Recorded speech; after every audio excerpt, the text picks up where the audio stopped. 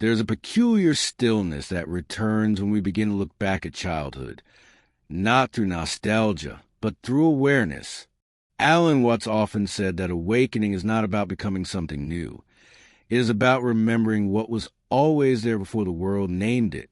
He believed that the earliest years of life contain the purest glimpse of consciousness before it fractures into roles, ambitions, and identities. Children, he said, move like waves, unashamed of their rhythm. They have not yet learned to step out of time. And so the philosopher would invite his listeners to look backward, not sentimentally, but reverently. He would ask, do you remember the time before you knew what time was? Because hidden in those first sensations, the smell of rain on soil, the terror and wonder darkness, the wordless fascination with your own hand, lies the evidence that you were never truly asleep. Most people imagine awakening as something dramatic, an enlightenment at the end of spiritual practice. What's inverted this idea? He said the fall from grace is not when we are born, but when we forget, when we stop listening. He compared the adult mind to a radio caught between stations, so full of static it can no longer hear the original broadcast. But for a few years, early on, the signal was clear.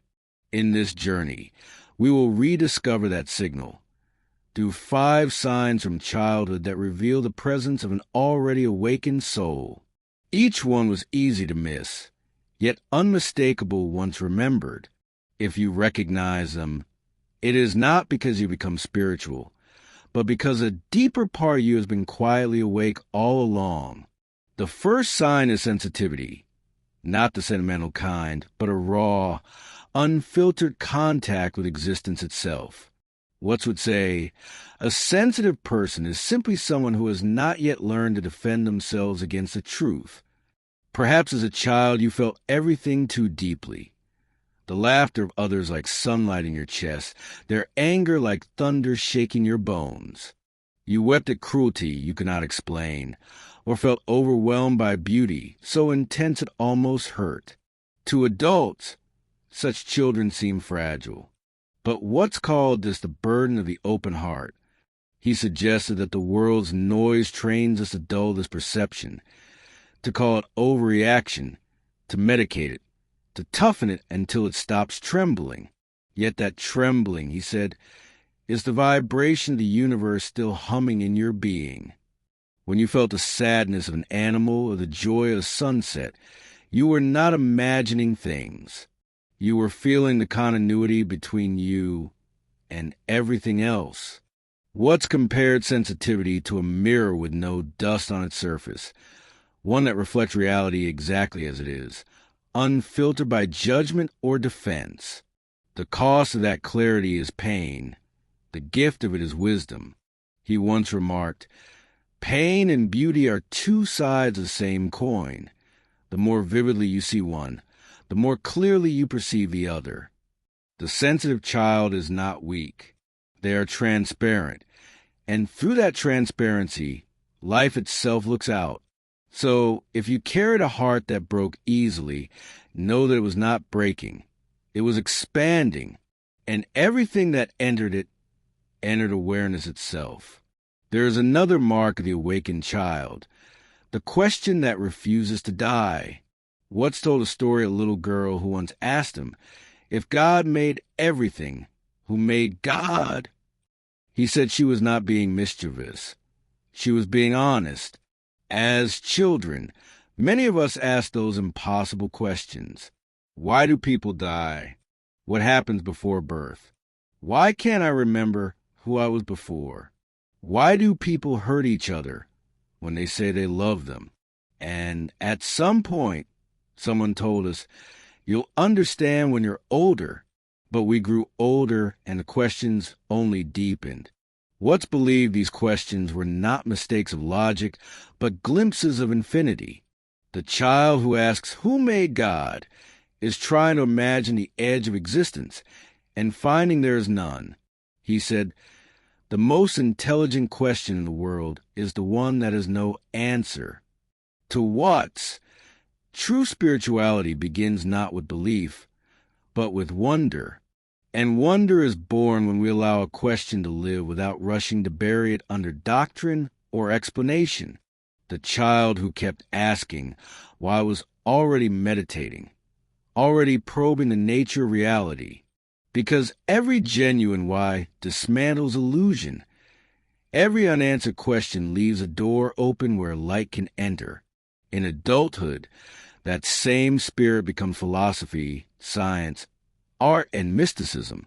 But its seed is a child's relentless curiosity, the sacred restlessness of consciousness trying to know itself. Watts warned that when society teaches children to stop asking, it begins their spiritual amnesia. Education, he said, should not be about filling a mind with answers, but about keeping the fire of curiosity alive. So if your childhood was haunted by unanswerable questions, take heart. You were not confused. You were in conversation with the universe before you even had a language for it. Watts drew a clear line between loneliness and aloneness. The first, he said, is the feeling of separation. The second is communion with everything. He observed that some children seek solitude instinctively, wandering into forests, hiding under blankets, building secret worlds in silence. Others feel strangely apart even among friends, watching rather than joining. To the unawakened eye, this seems isolation. But to Watts, it was the soul's first act of meditation. He said, when a child sits quietly and stares at nothing, they are not bored. They are touching the root of being. You might remember moments when you want to be left alone, not out of rejection, but because noise felt foreign. You wanted to listen to something softer, the pulse beneath things. That impulse, what's taught, is the first call to inner life. The awakening child retreats not from the world, but into its deeper layer. He compared such solitude to the ocean's depth. On the surface there are waves, but beneath them, perfect stillness.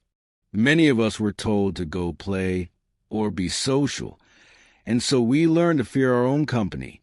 But Watts insisted that until one could be still without fear, one cannot be awake. He reminded his students that every mystic, every philosopher, every artist who glimpsed the infinite first learned to sit quietly and listen, and that the child who could lose hours in silence was already closer to truth than any preacher shouting from a pulpit. He would laugh and say, God hides in silence because it's the one place we never think to look. If you found comfort in solitude, you were not withdrawing from life. You were dissolving into it. That stillness was your soul rehearsing the art of awareness. The fourth sign appears when the veil begins to thin, when the child starts to notice the performance of adulthood. Watts recalled how, even as a boy, he felt puzzled watching grown-ups pretend. Pretend to be happy, to be sure, to be important. He realized early that most people are actors who have forgotten they are acting. Children with awakened perception notice the same. They see that the teacher who speaks of kindness can be cruel, that the parent who insists on truth sometimes lies, that the adults who claim authority often live in quiet fear. Watts said, society is a play in which everyone agrees to wear masks and to be offended when someone points them out. When a child begins to see through those masks, confusion arises, but also clarity. They sense that identity is fluid, that the person speaking is not the real person, only a role. That recognition, he claimed, is the first step toward awakening, the ability to distinguish between the actor and the act. The tragedy is that most children eventually forget what they saw. They begin to wear the same masks, mistaking costume for self. But a few never fully forget. For them, every interaction retains a ghost of unreality, as if life were both stage and dream. What's likened it to realizing you are in a movie, but deciding to keep watching anyway, savoring the beauty of the illusion. The play, he said, is only fun once you know it's a play. So if, as a child, you felt alien in the world of grown-ups, unable to take their seriousness seriously, that was not arrogance. It was perception. You had glimpsed the machinery behind the curtain and could never again fully believe in a mask. The final sign is perhaps the most mysterious, a homesickness for something you cannot name. What's described it as the echo of the ocean in the seashell of the heart, a strange longing that no success, no belonging, no achievement can satisfy. From a young age, you may have felt it, a melancholy without reason, a yearning for a place that doesn't exist on any map. You might have called it loneliness, but it was not loneliness. It was remembrance. What said that this feeling is the soul recalling its origin? The divine, he wrote, is playing hide and seek with itself. The ache you feel is a call to be found. To him, that longing was not a defect to be cured, but a compass pointing home. It appears precisely when consciousness begins to remember its own infinity. He often compared it to the moment before waking, when you are still half in a dream, yet aware that something larger awaits. That bittersweet ache is awareness realizing it has been pretending to be small. The awakened child feels that ache early and spends life translating it into art, love, philosophy, or quiet compassion. Every pursuit of truth begins there, in the longing to return to what we never truly left. What said, "You are not looking for God. God is looking for himself through you." The homesickness, then, is not yours alone. It is the universe remembering itself through your heart. When Alan Watts reached the end of the lecture, he rarely concluded with certainty. Instead, he returned his listeners to silence, the same silence from which he began.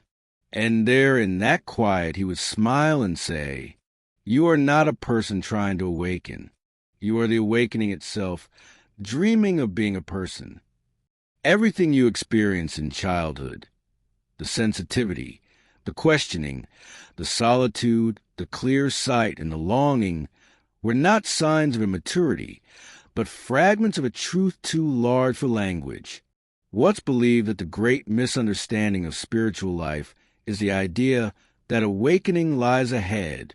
In truth, he said, you cannot wake up because you never slept. You only dreamt that you were someone who needed to. To remember, this is not to return to childhood, but to see with the same eyes that once looked at the world without division. The awakened soul is not new. It is ancient awareness rediscovering itself through the mirror of experience. It knows joy and sorrow are equal expressions of the same pulse. It laughs at the cosmic play and weeps at its beauty, knowing both are sacred. And so Watts would tell his audience, half jokingly, the goal of life is to be fully alive, and then to realize there was never anyone living it. He called this realization the divine game of hide and seek. Consciousness hides itself in human form, only to delight in rediscovering that it was never lost. Look back now at the child you once were, the one who felt too much, asked too deeply, sat too quietly, saw too clearly, and longed too fiercely. That child was not naive. That child was you before you forgot. If you listen carefully, they are still there, wide-eyed, patient, waiting for you to remember. And when you finally do, you will not find enlightenment at the end of the search. You will find laughter, the laughter of someone waking from a dream and realizing the dreamer was never separate from the dream. Alan Watts left us with one of his simplest and most beautiful lines. You do not look out from the universe. You are the universe looking at itself. And in that understanding, the homesickness dissolves, because you have come home, not to a place, but to what you always were. And if this journey stirred something ancient within you, stay close, subscribe, and let us keep remembering together what the universe has never forgotten.